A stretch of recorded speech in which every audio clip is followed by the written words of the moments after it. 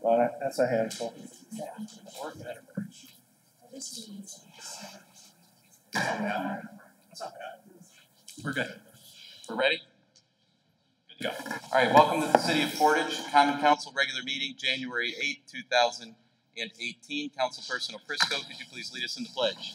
I pledge allegiance to the flag of the United States of America and to the republic for which it stands, one nation, under God, indivisible, with liberty and justice for all. Pastor Alsmeyer, how are you today? Good to see you. Can you come up and lead us in prayer, please? I think that's what you're here for. And here to watch, I'm assuming. Maybe. All right, well, let's pray. Dear Heavenly Father, at this season of Epiphany, you use the star to guide the wise men to discover your Son, Jesus. To guide us as well in the way that we should go. Lead us down the path that you have paved and cause us to arrive at the plans that you have made for us. Continue to bless the leadership and citizens of Portage. Give us wisdom, courage, and strength to accomplish the things that you have planned. In prosperous times, give us humility and a heart of service towards others, and in turmoil, give us peace and a comfort that only you can give. No matter what lies on the horizon, you continue to be our God, and in that we take great comfort and joy.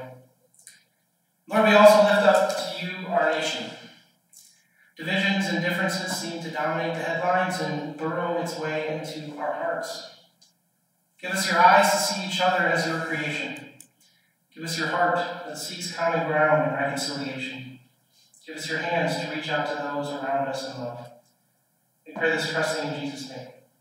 Amen. Amen. Thank you. Please call the roll. Councilperson Modesto?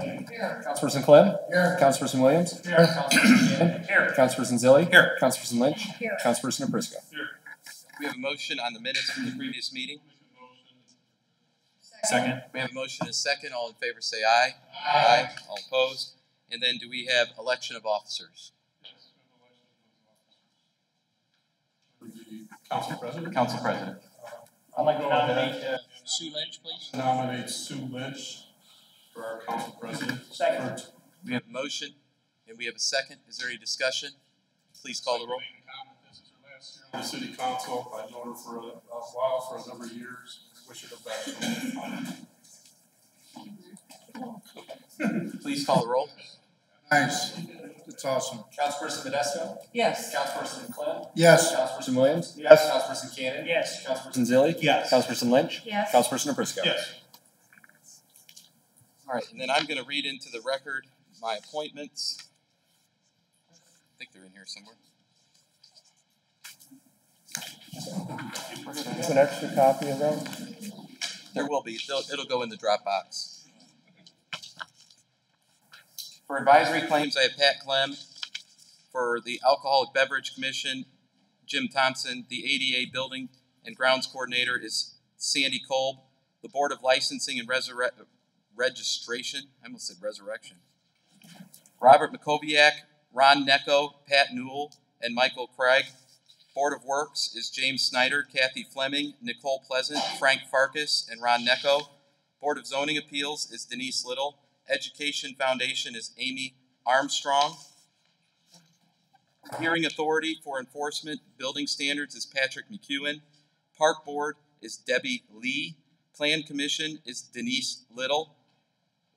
Police Merit Board is Ronald Zabo. Port Authority is Ray Blazik and Steve Nelson. The Porter County Convention, Recreation and Visitors Commission is Barb Lusko and Karen Webster. Porter County Solid Waste Citizens Advisory Committee is Kathy Matthew. How long has Kathy been there? Since you've been here. But I thought it was before that. Yeah. Wasn't it though? No, you put her on. Okay. For the Redevelopment Commission, my appointments are James Snyder, John Cannon, and Greg Lack. And the Stormwater Board is James Snyder, Patrick Newell, and Dominic Bonta. Does the council, go ahead. So I think just write the Port Authority ones that have to vote. Right, the Port Authority ones do need a vote. So do you want to hear those again? Port Authority is Ray Blazik and Steve Nelson. Make a motion to approve the Port Authority appointments. Second. We have a motion and a second. Is there any discussion? Please call the roll. Councilperson Clem? Yes. Councilperson Williams? Yes. Councilperson Cannon? Yes. Councilperson Zilli? Yes. Councilperson Lynch? Yes. Councilperson Aprisco? Yes. Councilperson Modesto? Yes. Yeah, we forgot. Council appointments. Yes. I'm getting there. Advisory Claims Committee, Liz Modesto. Board of Licensings and Registration, Scott Williams and Jeremy Rivas. Board of Zoning Appeals, Jeff Beach. Economic Development Commission, Brian Gully. Ethics Commission, Stephen Dick. We still need an attorney. Fire Merit Board, I would like to nominate a person named Randy Riley, so we have to vote on that. Police Merit Board, Charles Mason. Redevelopment Commission, Steve Nelson, Mark Aprisco. Traffic Commission, Sue Lynch, or Mark if he wants to go back on it. Budget Commission, Chair Scott Williams, Pat Clem, and Liz Modesto. Ordinance Committee, Chair Mark Aprisco, Colin Zilli, John Cannon. Strategic Plan Committee, Chair Colin Zilli, Mark Aprisco, Scott Williams. Ways and Means Committee, Chair Colin Zilli, Pat Clem, Sue Lynch. Liaison Members, Fire Department, Mark Aprisco. Police Department, Scott Williams. Streets and Sand, Pat Clem. Port Authority, John Cannon, and Park Board, Sue Lynch. Make a motion to approve all of those. Second. We have a motion and a second to approve all those. Is there any discussion? All in favor say aye. Aye. All opposed? Ms. Lynch, I'm going to be dismissed from the meeting, and you now have the chair. You now have the floor. Thank you.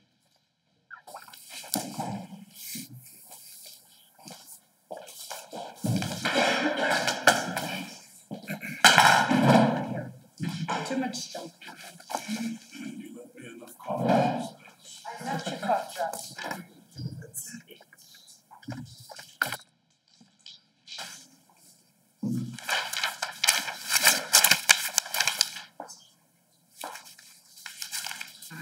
Okay, we have communications, correspondence, announcements from the mayor. Apparently there are none. Receptions of petitions and memorials. There are none. Clerk Treasurer's report. I passed out a piece of paper talking about our year-end summary, but it probably will be better to just talk about it when we get later in the agenda with the interfund loans. Okay. Reports of city officials. Department heads. I see Steve Nelson is here.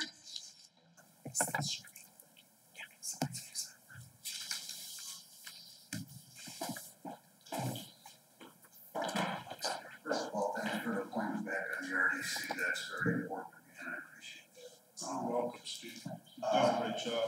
Well, judging from the amount of e-waste we picked up last week in bulk week, I'm guessing our citizens had a good Christmas. We had a semi-load of TVs we picked up off the side of the road, so that is good. We're still out doing leaves.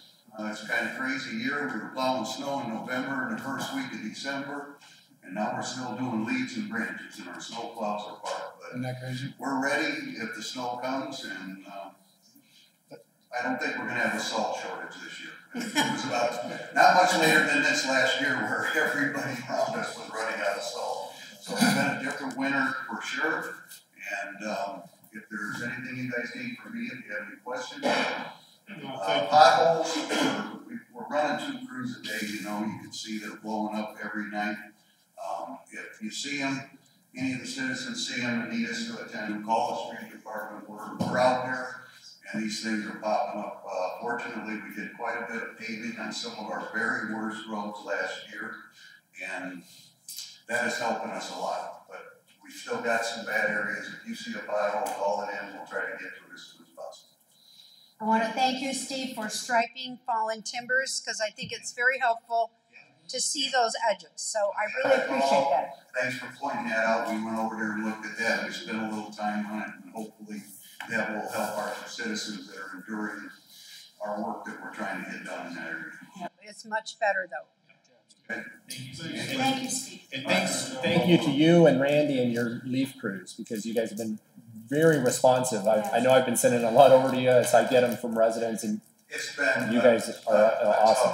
It has been a tough year, you know, when that snow fell on the leaves in November, it just took a beating on our equipment. And, fortunately, our mechanics have worked their tails off to keep the stuff going so we can still stay at it. We know there's more to do. We haven't quit yet. We're not giving up. Did that motor ever come in for the new leaf vac? It was on back order or something, right?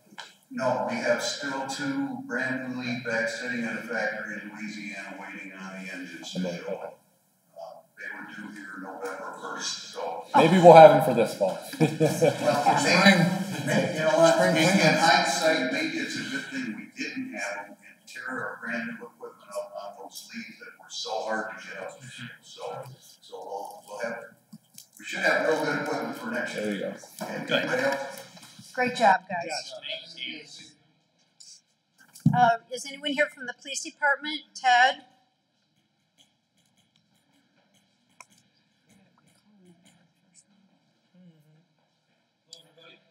Hi, Ted. We got a few things this evening for you.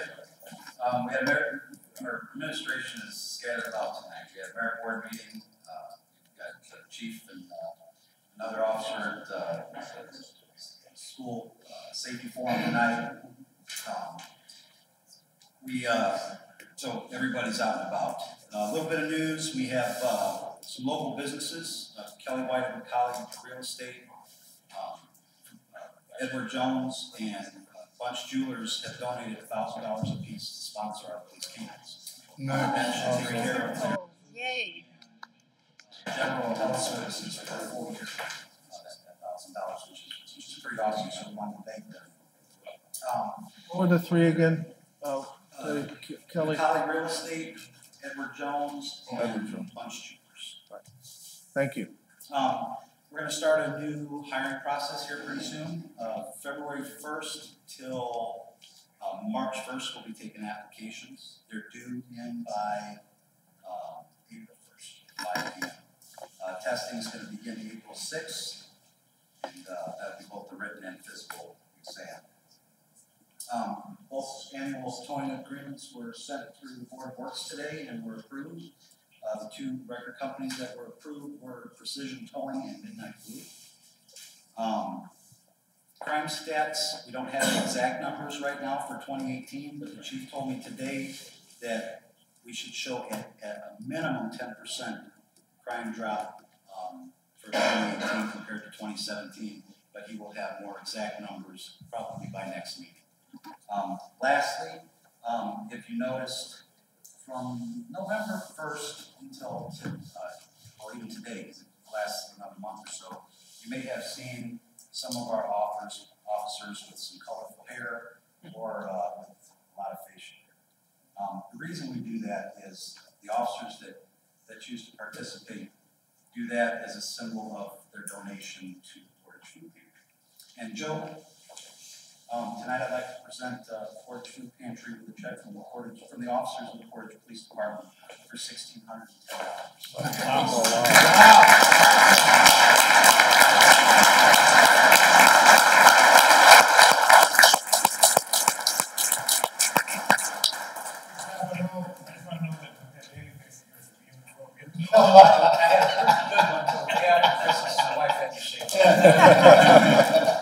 I'd just like to say real quick that, the citizens of Portage have been really, really generous to what we try to do here in our community, feed the less fortunate. And this year, we really had a good turnout. We had, I see a lot of building and trades here. We had 2,800 pounds donated by the Northwest Indiana Building and Trade. Thank you all you guys for what you did for us. We had a lot of the businesses that have stepped up. I've been continuously going to a lot of these different businesses, collecting even small amounts of collected goods. And so we had a good year. And without help of all the citizens and the people in our community, we could not have been able to provide for the less fortunate. And we're really excited about what's going to happen here when we get into our new building. We have a lot of good plans on trying to expand with our distributions, and it's just an exciting year for everybody. So thanks a lot for everybody for what you guys do. Thank you, Joe.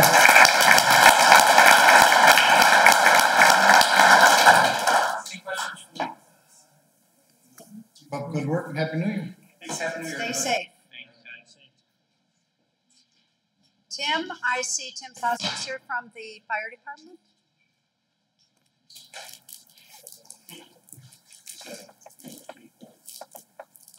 Good evening, everybody. Good evening, sir. Happy New Year. Happy New Year to you. I have a couple copies, the black and white copy, you can take one of each. The black and white copy and then the color copy. The black and white copy is our year-end report for the number of calls that we've had. You will be getting a more detailed report as far as all of our activities. This is simply the monthly calls for service.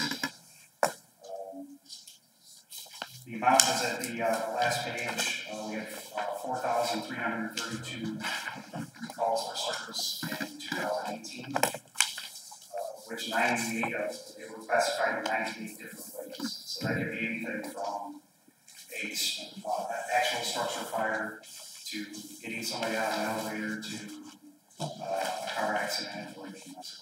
So they're categorized in a bunch of different ways. So if you have questions about that, I'll be glad to answer them.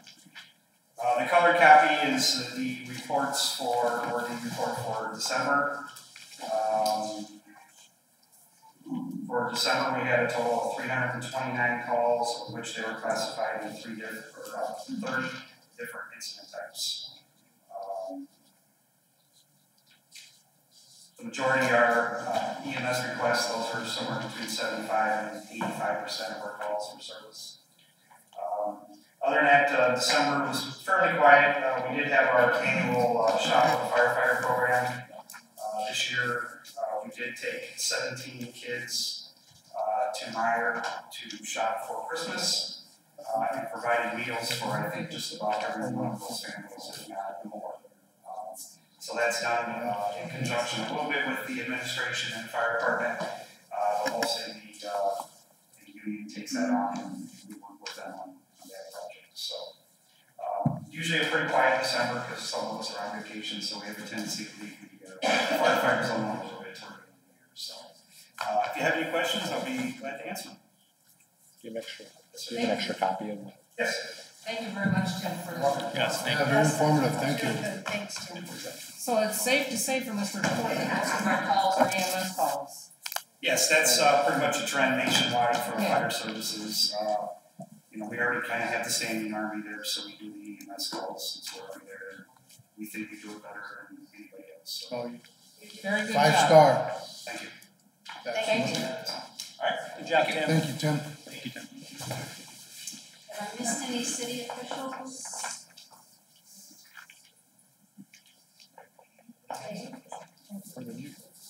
Okay, we'll have reports of standing committees. Do we have any reports from standing committees? If not, we'll have introduction of ordinances.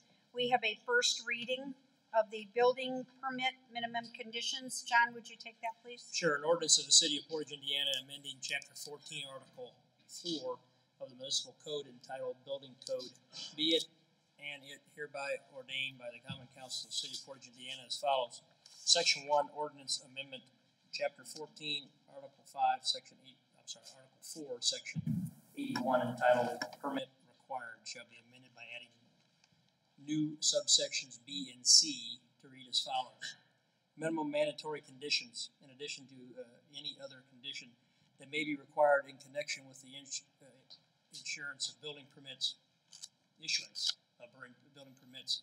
Under this article, each building permit issued in connection with the construction or reconstruction, installation, demolition, maintenance, or repair of any commercial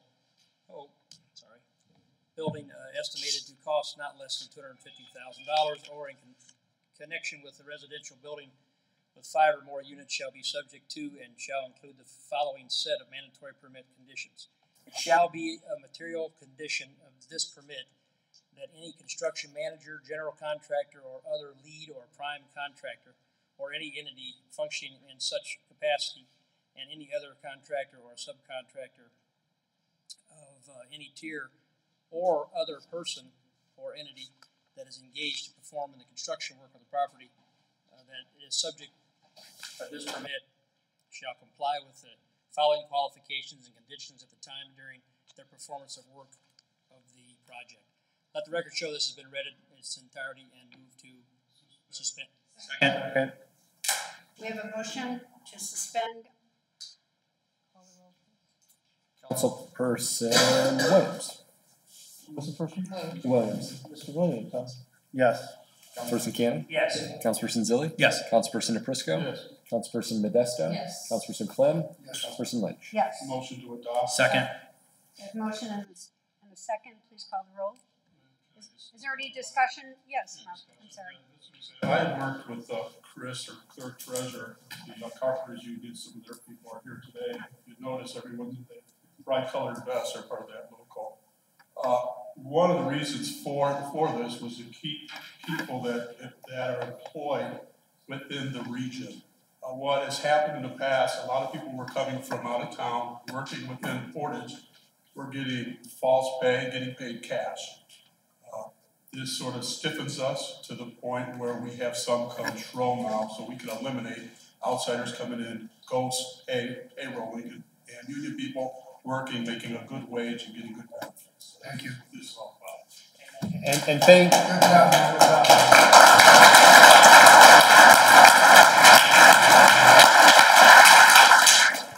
Thank you to Eric. I know Eric Uhas is here, and Ron Necco, and then of course all the union members. But thank you for bringing this to our attention and helping us draft a really great ordinance. And I think my understanding right is we're the first in the region to have something of this strength. Yeah, if the council would love it. Yes. Absolutely, please.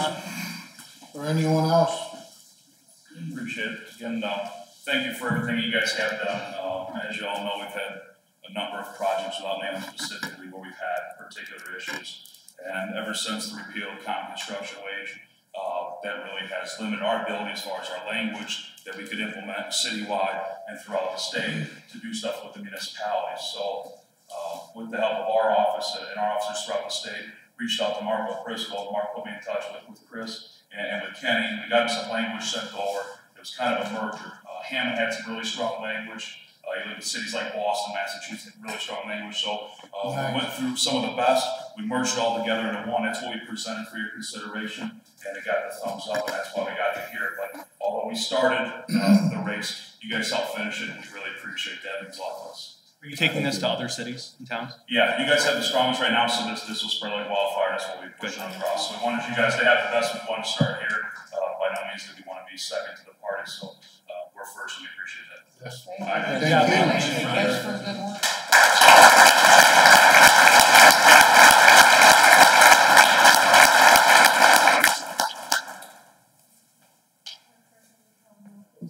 Councilperson Cannon. Yes. Councilperson Zilli. Yes. Councilperson Prisco. Yes. Councilperson Modesto. Yes. Councilperson Clem. Yes. Councilperson Williams. Yes. Councilperson Lynch. Yes. Okay, 2019 tax warrants. Colin, would you take that, please? An ordinance authorizing the city of Portage, Indiana to make temporary current running expenses for the use of the general fund, the park and recreation fund, the employee medical benefits fund, and the motor vehicle highway fund of the issuer in anticipation of and not in excess of current taxes levied in the year 2018 and collectible in the year 2019, authorizing the issuance of temporary loan tax anticipation warrants to evidence such loans and the sale of such warrants to the Indiana Bond Bank, and appropriating and pledging the taxes to be received in such funds to the punctual payment of such warrants, including the interest thereon. Let the record reflect that this has been read in full. Motion to suspend. Second. We have a motion, a second. Please call the roll, please. Councilperson Zilli. Yes. Councilperson Naprisco. Yes. Councilperson Modesto. Yes. Councilperson Clem. Yes. Councilperson Williams. Yes. Councilperson Cannon. Yes. Councilperson Lynch. Yes. Motion to adopt. Second. We have a motion, a second. Any discussion? So this is just our annual bond bank borrowing. We do it every year. I've been doing it forever. So it's your standard warrant. Please call the roll. Councilperson Prisco. Yes. Councilperson Modesto. Yes. Councilperson Clem. Yes. Councilperson Williams. Yes. Councilperson Cannon. Yes. Councilperson Zilli. Yes. Councilperson Lynch. Yes. We have traffic sign updates. Everybody should have gotten a copy of that in your Dropbox. Traffic sign, I don't see that. Mark, would you read that, please? Ordinance number 2019, these have changed, Chris, from 18 to 19. An ordinance of the City of Portage, Indiana, amending section 78-512, 78-513, and 78-514 of the City of Portage Municipal Code. Be it, and it is hereby ordained by the Common Council of the City of Portage, Indiana as follows. Section 1, ordinance amendment. Section 78-512 shall be amended by adding the following stop signs to the list of stop signs approved by the Traffic Commission. There's a total of 11, okay? Just pass that. Section 2, ordinance amendment, section 78-513 shall be amended by adding the following yield signs to the list of yield signs approved by the Traffic Commission. As for the entrances to the roundabout at the Promenade and North Founders Parkway. Ordinance amendment, section 78-514 shall be amended by adding the following miscellaneous signs to the list of miscellaneous signs approved by the Traffic Commission. Sign, there's a no parking at the intersection road westbound north side of the west alley behind the police station. There's a sign, a speed limit of 25 miles per hour at the intersection of road and Sterling Street Road. Let the record show that this is read in its entirety. Motion to suspend. Second. We have a motion to suspend. Call the roll, please. Councilperson Lynch. Yes. Councilperson Modesto. Yes. Councilperson Clem. Yes. Councilperson Williams. Yes. Councilperson Cannon. Yes. Councilperson Zilli. Yes. Councilperson Aprisco. Motion to adopt. Second. We have a motion and a second. Any discussion? Are these all currently up? We're just going back and. That I don't We know. have been going through those with the Traffic Commission every month, so that's the result of this list. So they'll go up. I guess the question is, are they up now or are they going to go up after the? I don't think they're all up. But some are, Steve right? could tell us. Steve? One of them at least is not, because it's in the new part of my subdivision, Yeah. so I know that's not up. The I Hannon think the driveway. Founders Square. I think Steve left, but we've been working on getting them up. I was just curious. Is he here? Yeah. It's fine. I was just Okay. curious. We're working on, I think most of them are, I think we got a couple, I think we still got a bucket up. Thank you, Steve. Thank you, Steve. A little hard to put those poles in the winter. That sure is. Okay, call the roll. Councilperson Modesto. Yes. Councilperson Clem. Yeah. Councilperson Williams. Yes. Councilperson Cannon. Yes. Councilperson Zilli. Yes. Councilperson Aprisco. Yes. Councilperson Lynch. Yes. Introduction of resolutions, Marina Shores Lot 46. Hold on a minute. Scott, would you please read that? I didn't see the actual resolution in Dropbox. Is that true, Chris? I see the statement of benefits.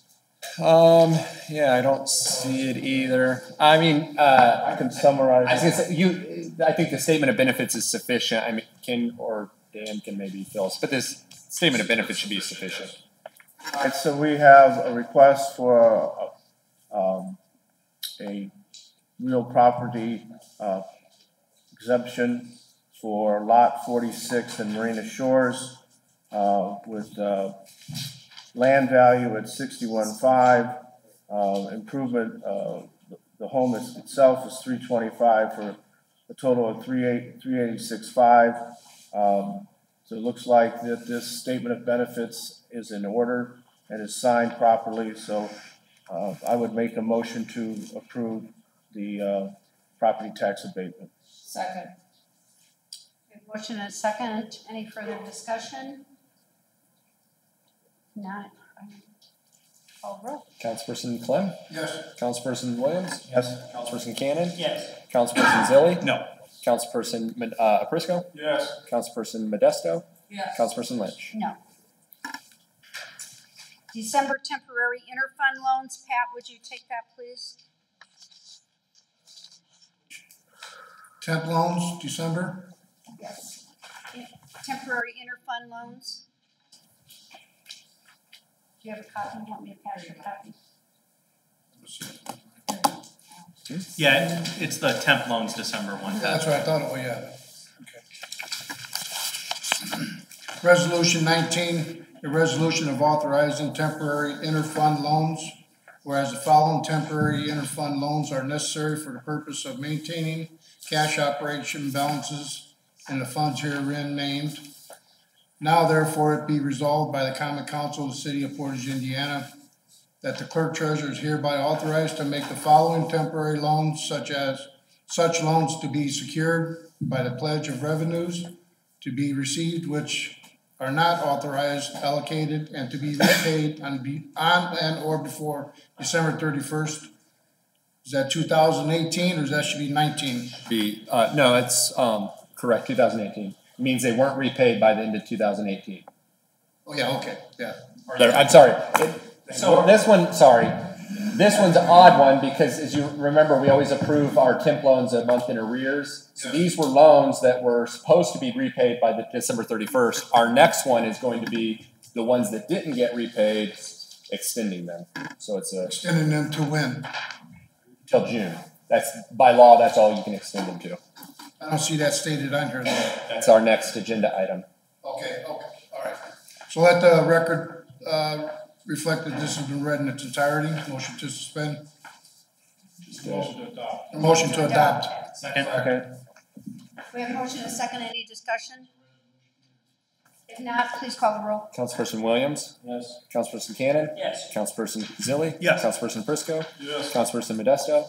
Yes. Councilperson Clem? Yes. Councilperson, who did I start with? Yeah, we started with Councilperson Lynch. Yes. Okay, we have emergency temporary interfund loan extension. Liz, would you take that, please?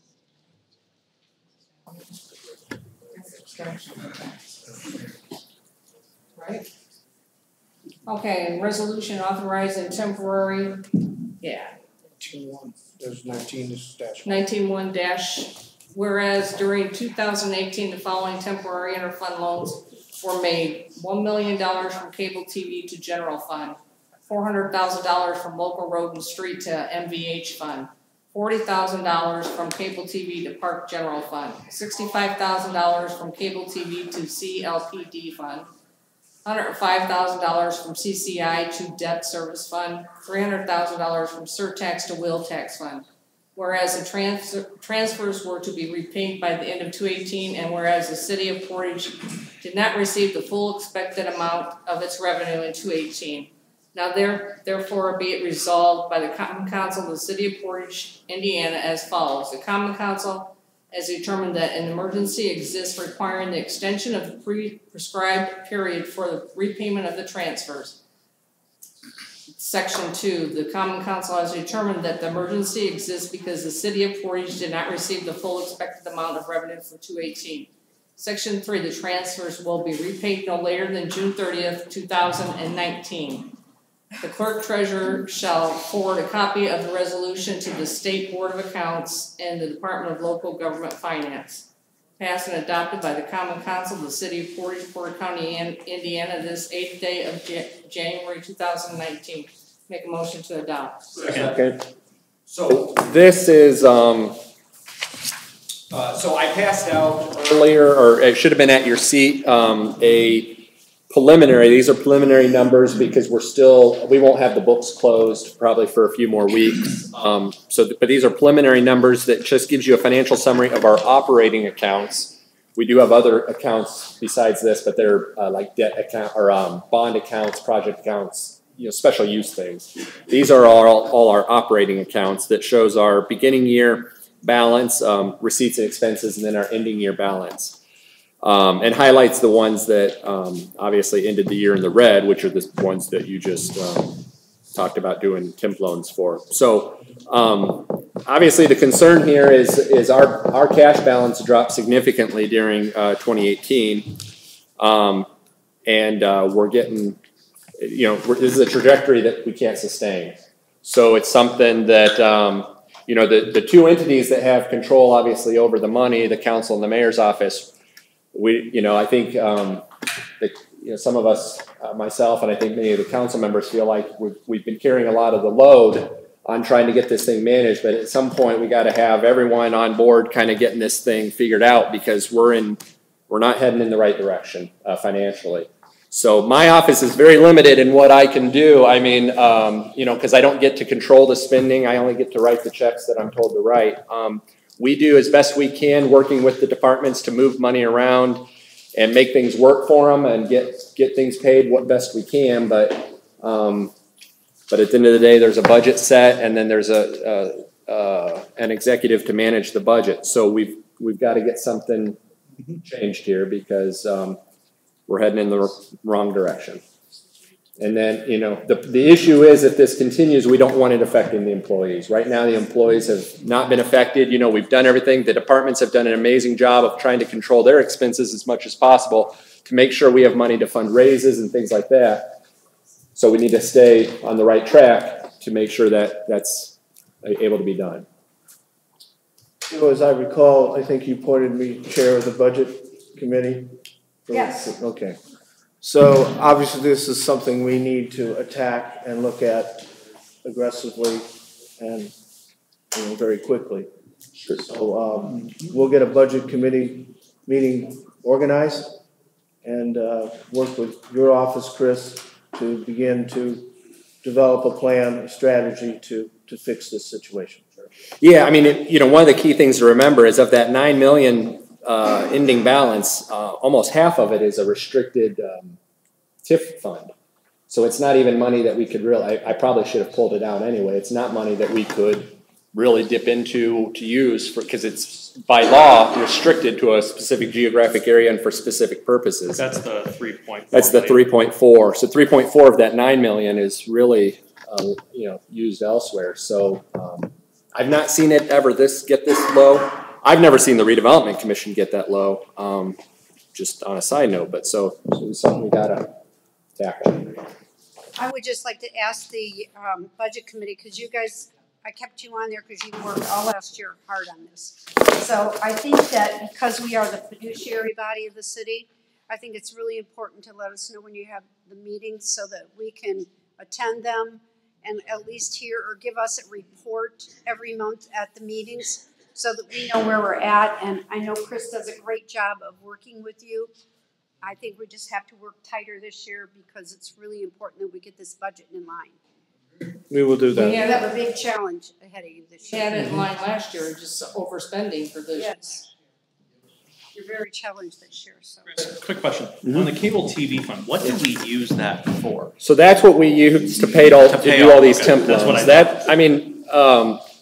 Thank goodness we have that, or else we would be in real serious trouble. That's what allows us to, because we get money twice a year, right? And most of our money comes twice a year in June and in December. And so we use our cash our cash stockpile there to pay the bills in January, February, March, April, in between these times. And so without but that's the problem that's the next thing to go. Yeah. So any other budget overruns or whatever, we have to start dipping into reserves, and then it creates a real bad situation.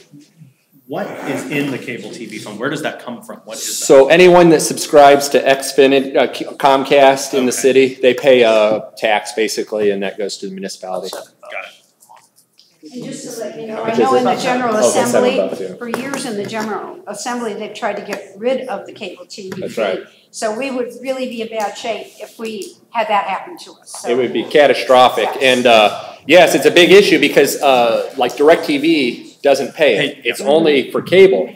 So, cable's been lobbying downstate for many years saying it's unfair because satellite doesn't have to pay this tax, but cable does. And so if the legislature ever agrees and cuts that out, then you're talking, you're talking about $500,000 a year. Yeah. And that would be a big chunk.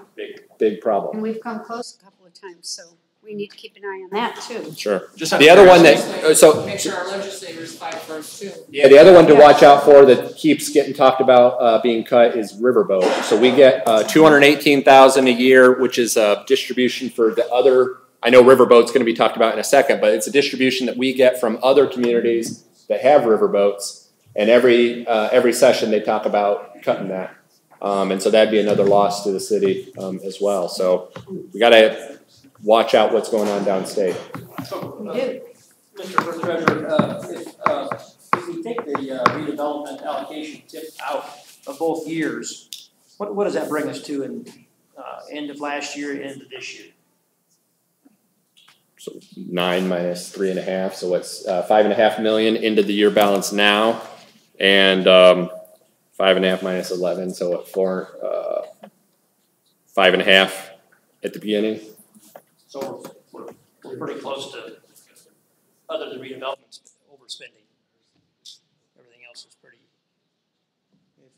Yeah, except City side. right, except it's being subsidized by 700,000 coming in cable and riverboat that we're only, you know what I'm saying, using We're not to stay spending afloat. it on it, we're spending it to plug holes. Right. Yes. Yeah. Sure.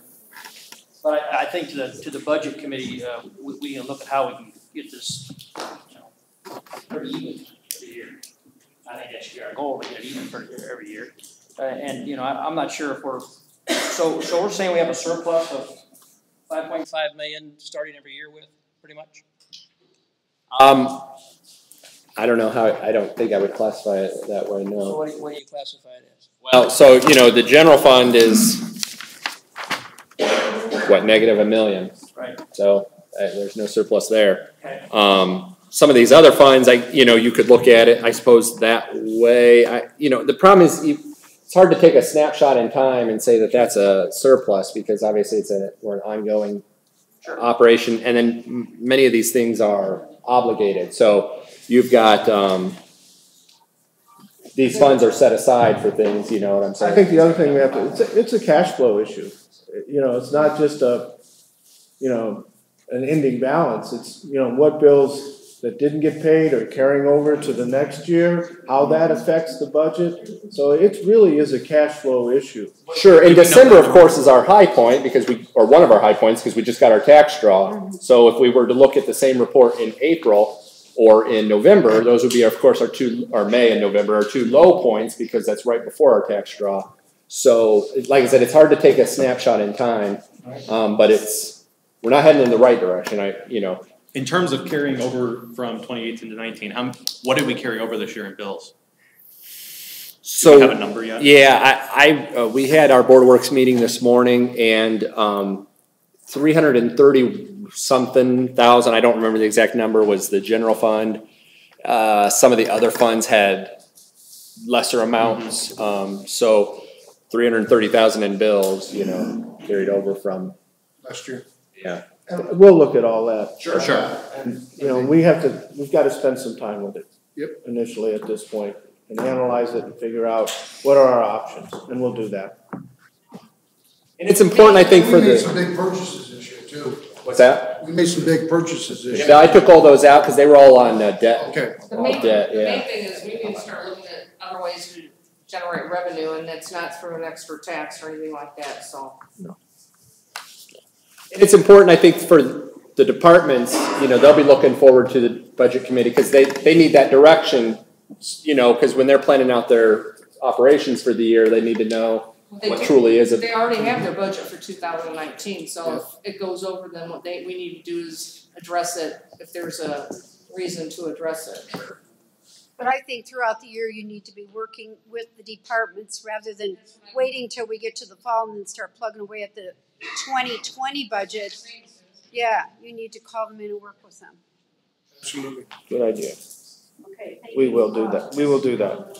Councilperson, let's see, Cannon. Yes. Councilperson Zilli? Yes. Councilperson Aprisco? Yes. Councilperson Modesto? Yes. Councilperson Clem? Yes. Councilperson Williams? Yes. Councilperson Lynch? Yes. Casino gaming license, hold on. That's the tax warrant. Okay, that's what I thought. We're sitting here at the bottom of his file. Oh, his stack, okay. Yeah. Casino gaming license, Mark, you're the one who brought this to our attention. Would you please read that? A resolution of the Common Council of the City of Portage, Indiana, formally requesting the Indiana General Assembly and Indiana Gaming Commission transfer one gaming license from Gary, Indiana to Portage, Indiana.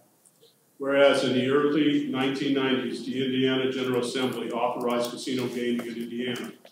And whereas of the 10 initial licenses issued in Indiana for casino gaming, 2 were issued to the City of Gary, Indiana. And whereas in November 1993, a referendum was held in Porter County on whether a casino gaming license should be issued to Portage. The voters of the City of Portage voted in favor of having a casino in the city. And whereas Since the issuance of 2 licenses to Gary, the licenses have come under ownership, and the city of Gary is proposing to return one of the licenses to the state in exchange for permission to construct a land-based casino. And whereas Northwest Indiana has a strong gaming sector, and the returned Gary license should remain in Northwest Indiana. And whereas the city of Portage has both the resources and land available to support and to sustain a casino located in our community.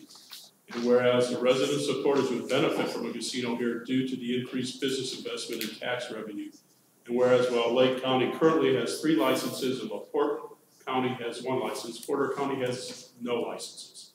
And whereas the benefits of casino gaming should be spread out in Northwest Indiana to additional region counties in Porter County and Portage stand ready to be home to a new casino.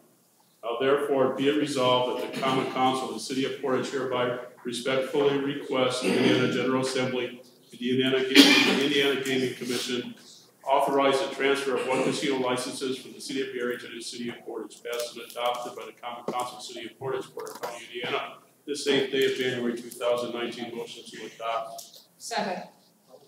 We have a motion and a second. Any further discussion? I'd just like to add a couple things. The clerk treasurer and Scott and everyone up here just a couple minutes ago talked for minutes about the cash flow for the City of Portage. Very low on funds. There's nothing. I would recommend that we send this off to our state representatives, our state senators, our county officials, our governor, and to the building trades. Things have changed for the past 25 years or 28 years, whenever Portage tried to get this. And I was on the city council back then. It's hard to believe. But I remember that. And, talking with the clerk treasurer just the last week, the city of Hammond in 2017 brought in $33 million annually to their city. Plus the county received a vast portion of money also. Those are huge numbers. I mean, that's the kind of numbers where we could have our city services would be second to none. Our police, our fire department, our street department, our equipment, the infrastructure. It would be goodbye jobs, goodbye a lot of things. Jobs. The way of the future, jobs. With tax caps coming, I mean, to me, this is the way to go ahead and at least try. Could it be a long shot? Probably, but you have to try. If you don't try, you're always going to be second guessing the rest of your life. And I would also recommend that the attorney work with with Ms. Lynch, with our president, and draft a really nice letter to attach to this resolution. Make sure that goes out to the state reps and state senators and so forth. It has something on it that's got some teeth into it when this is sent. But we're serious, and there'll be no spending. I mean, I personally, I don't see the city council or the mayor spending extra money trying to get this thing going. I think the ball's in the downstate. We'll see what the gaming board does with this commission. Hopefully it's a positive news for Portage. So that's it. Thank you, Mark. Does anybody else have any discussion? Well, I do. I think it's very important to our community. It brings a lot of trades jobs. Not only just trades jobs, but permanent employment for our community. And it's a win-win situation. Again, this is another way to get additional revenue for our city to, again, like Mark said, we need that extra revenue for our infrastructures, and our city would be second to none if we could get $33 million a year in extra revenue. Just think of what we could do with that type of money. And I mean, in addition to the casino, just the idea you having a hotel, multiple restaurants to support it. It's not just the idea of a casino. And I also think whether or not we get it, it's something we should fight for. It could happen. It also puts Portage in the state on notice that we have land to develop on our north side. And if it's not a casino, there are other things that can go there and bring increased revenue to the city. So I think this is something we have to consider. We have to work with the state and try to get to Portage. But if we don't, it still presents development opportunities. I mean, Sport Resort isn't happening at this point. Absolutely. And now we have all of that land available to develop. It's 170 acres. So. Well, another thing too, this is a long process. I've been talking to some people downstate, It's a very complicated process, and so we have to stay on top of it if we want it to happen for us. We have to be in touch with our legislators, even meeting with them, so that they can keep us informed. So it's not one of the things that we can just send a letter and hope that something happens. There's a lot that goes into this, so we're going to have to stay on top of it. Yeah, the fact that the Portage residents wanted this in 1993, I think we owe it to our Portage residents to give it another shot, another opportunity. Literally missed the boat. We did. He's at the airport. We got a marina. A nice marina. And I mean, the discussion in the state has been moving to land-based gaming anyway. So I doubt that even if this casino were to come here, they would be forced to be on water. I mean, at this point, the state is moving in that direction to begin. They can dig a trench.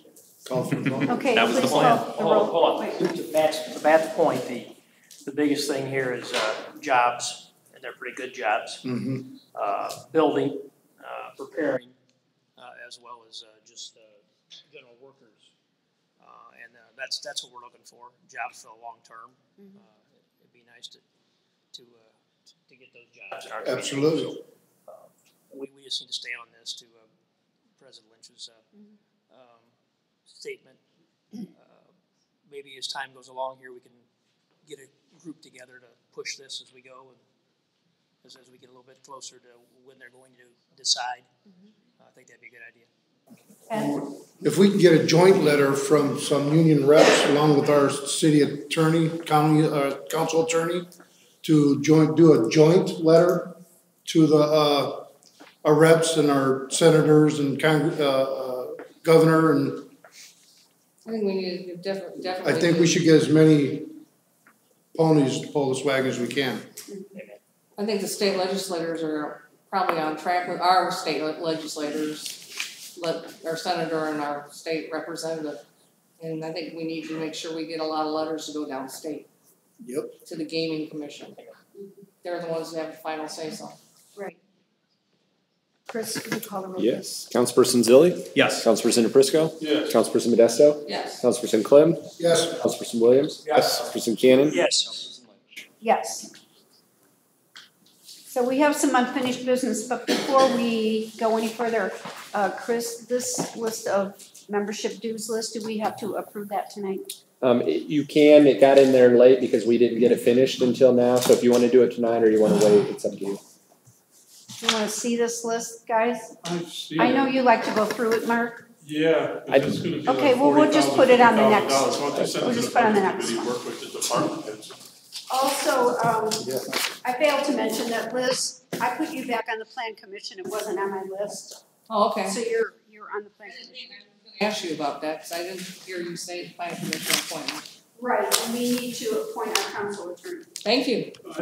I move to appoint Raymond Elwood as our council. Second. Well, hold it a minute. I was gonna make that appointment, but I was gonna say, let's beat him wait to a it. month. Let's wait a month. We got Sweat it out. here for free today. I don't think that's how it's gonna work. I'll second that. I already did. I second. So we have a motion and a second. Please call the roll. Councilperson Aprisco? Yes. Councilperson Modesto? Yes. Councilperson Clem? Yes. Councilperson Williams? Yes. Councilperson Cannon? Yes. Councilperson Zilli? Yes. Councilperson Lynch? Yes. So now you can start billing.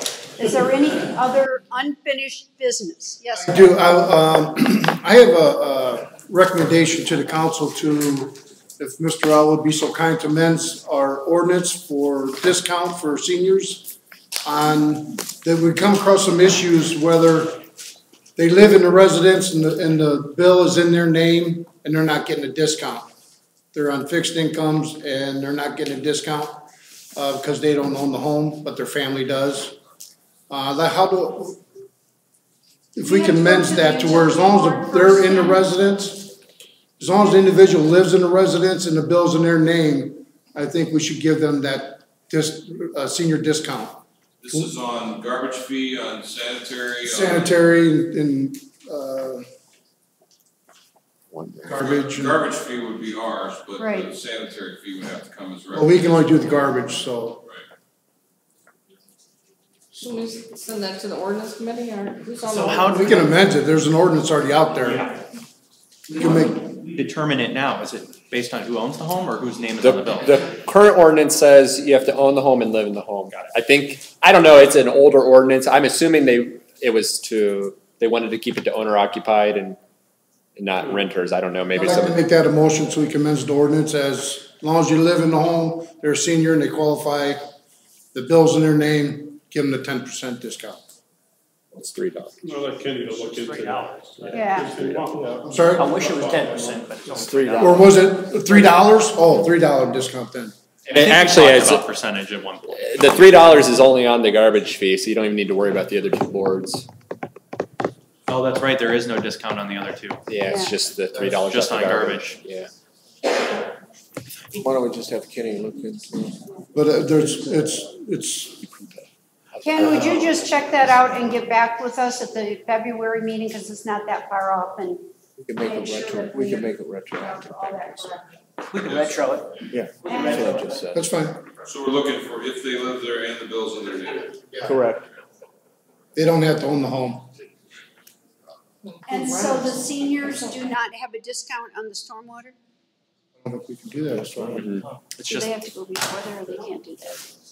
So I guess the stormwater board would need to propose to the council. Okay, Same for sanitary. that has to go to the stormwater board, and then they would propose that to you. Yes, Okay. we just do the city side stuff. Do we have any new business? one quick Oh. question, we had requested at the last meeting that the mayor bring a salary change to us, did he bring anything? No. Okay. Thank you. Remind us of what. It was the assistant fire chiefs, we voted on it. Yeah. Maybe you guys should see if we could get a copy of that salary change. We requested it and Said it's in the mayor, but he hasn't presented it. Yeah, we need to follow up on that. My understanding is taken care of now, though. Is it? Mine? Paid, No, got changed? the pay has been, fire chief has been, the assistant or the interim has been. Different issue. You weren't, Okay. I'll talk to you Yeah. after, yeah, different issue. Okay. We'll check that out. Is there any other new business? He's only here. Chris, do we have a notice to taxpayers? We don't, not this month. Yay. Reception of remonstrances, public input, or any other business. This is the time when the public can bring information, questions, concerns to us. So if you have a question, a concern, you would like to bring something up, please step up to the podium and give your name and address, and you have 2 minutes.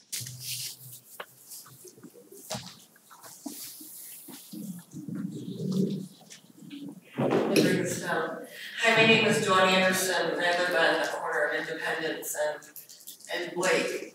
And 2 years ago, I was forced off my pain medication. My neighbors thought I was dead. The quality of life I had for 8 years, taking the pain medication, I was out living, raking leaves, shoveling snow, and like I said, I haven't been able to do that in 2 years because I have prosthetics, I have bilateral amputations. And the people that are being harmed by this opiate crisis are the most vulnerable and the weakest people. I know there's a problem as far as addiction goes, but what's happening with these doctors' offices, the doctors are fearful for prescribing opiates at all any longer. Now, opiates for chronic pain patients were a last choice. It wasn't a first choice. We weren't given prescriptions left and right. And, you know, the media has hyped up this opiate crisis with numbers, and these doctors will never be able to get a fair trial. And what I'm here is for, we were here last week, and I emailed my Congresswoman, Mrs. Modesto, Councilwoman Modesto, and they also emailed you thanking you for the information. And it's harming. It's harming the poor, the veterans, the chronically ill, the disabled.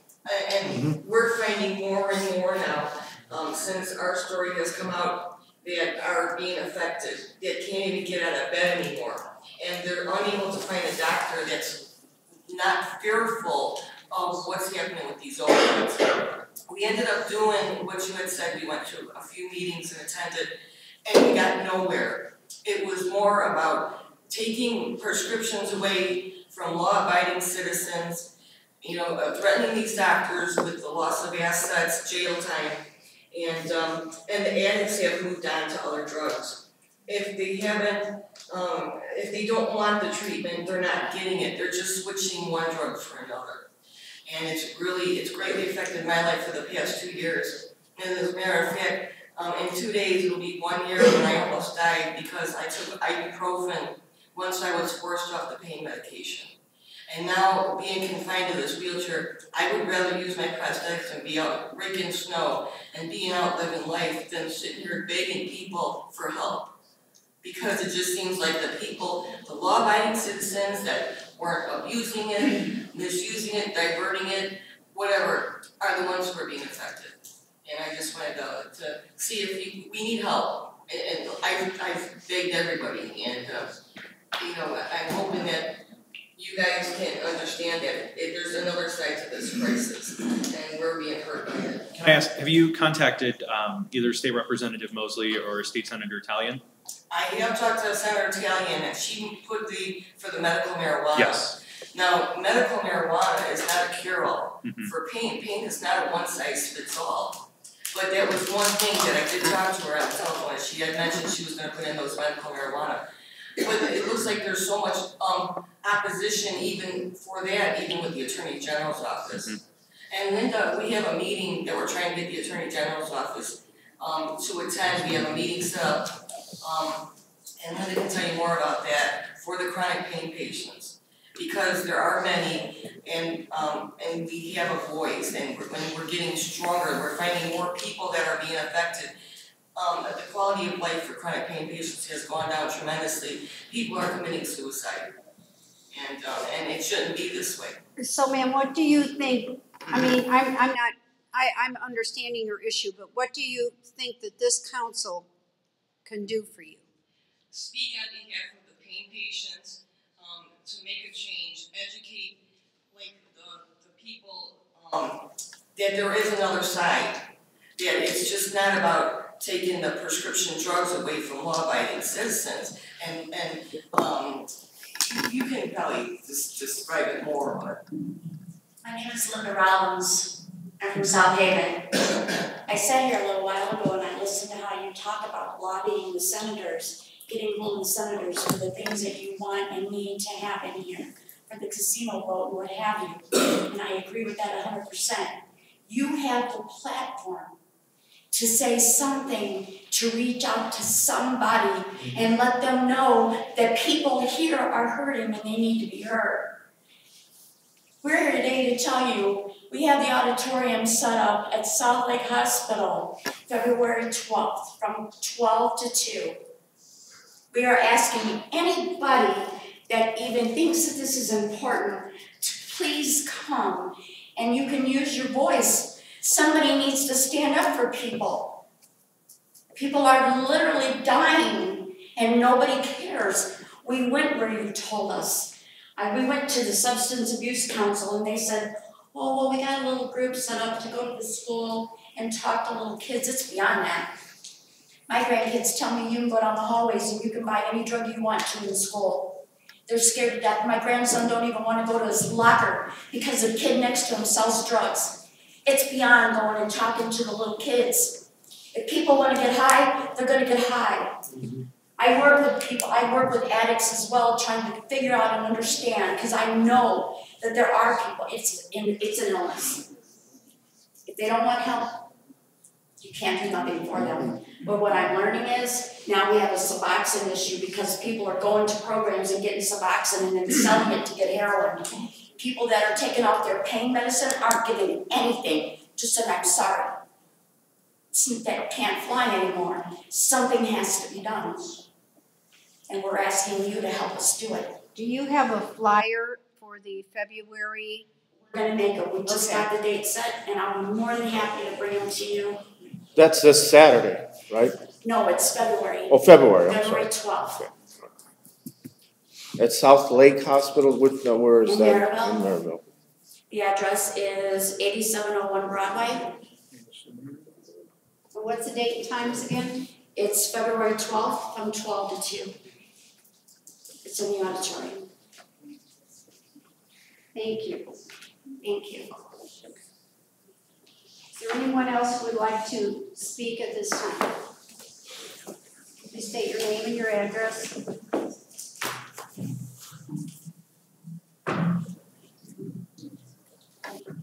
Yeah, that mic's kind of on the balance.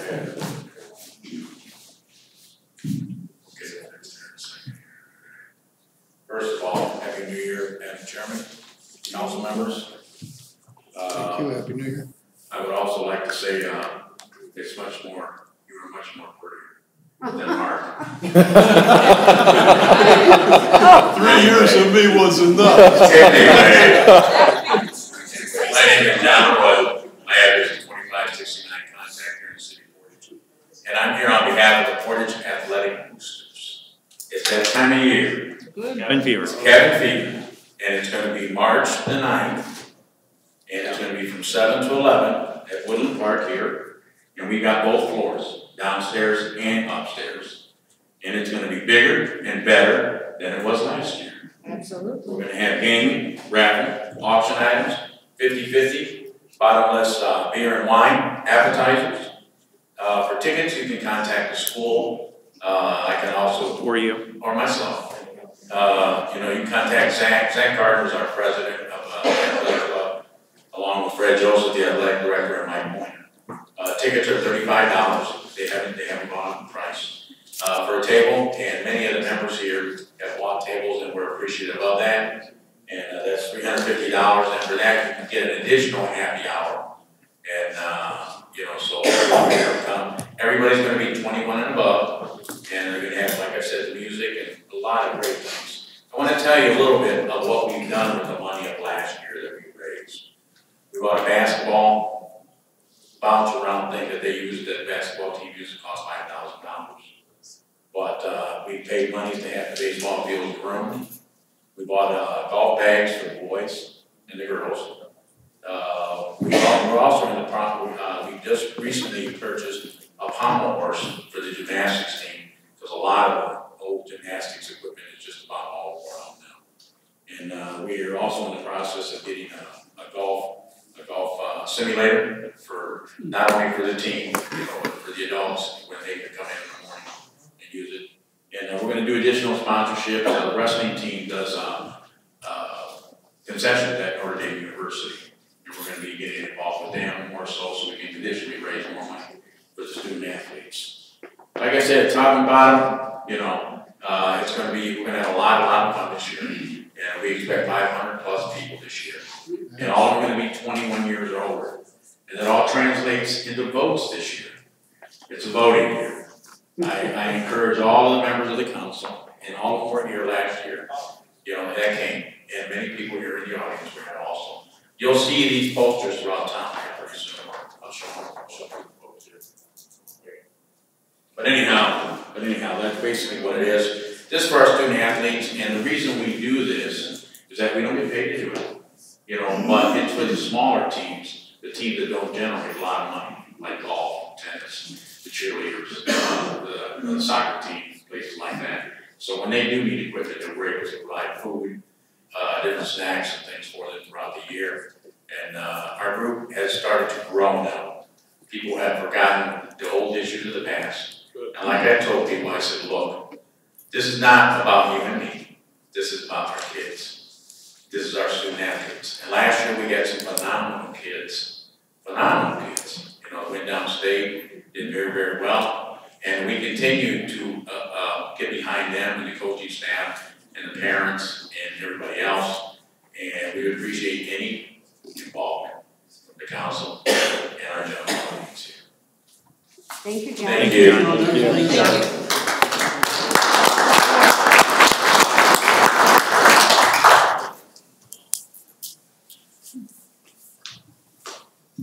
My name is Allison Bridges. I live at 2954 Christie Street.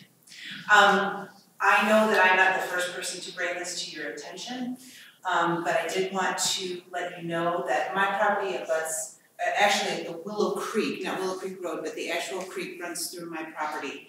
And we've been there for about 28 years. And for the first 20 years, we had no problems with erosion. And since the storm water has now been rediverted to drain into the creek, we have lost a significant number of feet from where the creek beds begins and where our fence line is. And we also have a 10 by 10 steel shed structure back there as well. And so I know other of my neighbors have had this issue, are having this issue.